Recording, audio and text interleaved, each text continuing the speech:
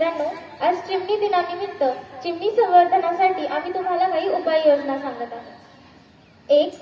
उन्हाळ्यात पक्ष्यांसाठी जागा उपलब्ध असेल तेथे भांड्यात पाणी ठेवा। 2.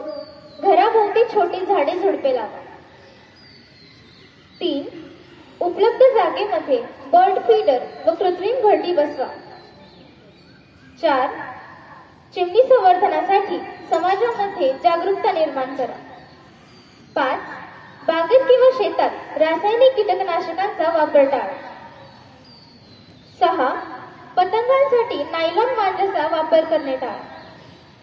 7. चिमण्यांसाठी प्लायवूड घरे बनवा। 8.